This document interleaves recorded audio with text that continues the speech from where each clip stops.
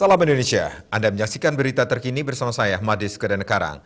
Pemirsa, Malaysia sedang dalam penjajakan untuk mendapatkan obat antivirus yang dikembangkan oleh perusahaan farmasi raksasa Merck.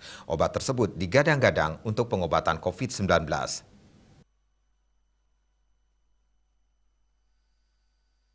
Menteri Kesehatan Malaysia, Khairil Jamaluddin mengatakan, sedang dalam pembicaraan untuk mendapatkan obat antivirus eksperimental yang dikembangkan oleh Merck & Co. untuk pengobatan COVID-19.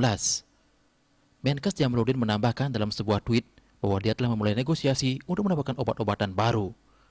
Cuitan tersebut merujuk pada berita Reuters pada tanggal 1 Oktober terkait pil yang dikembangkan oleh Merck dapat mengurangi separuh kemungkinan kematian atau dirawat di rumah sakit bagi mereka yang paling beresiko tertular COVID parah. Jamaluddin mengatakan lebih lanjut, saat beralih ke hidup dengan COVID, Malaysia akan menambahkan opsi perawatan baru yang inovatif selain vaksin. Merck dan mitranya Ridgeback Biotherapeutics berencana untuk mencari otorisasi penggunaan darurat AS untuk obat tersebut sesegera mungkin. Perusahaan tersebut juga akan membuat aplikasi regulasi secara global.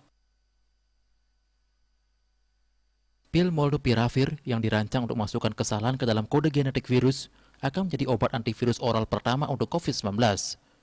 Pilihan pengobatan saat ini termasuk Remdesivir antivirus Gilead Sciences Inc. dan Dexamethasone steroid generik hanya diberikan setelah pasien dirawat di rumah sakit.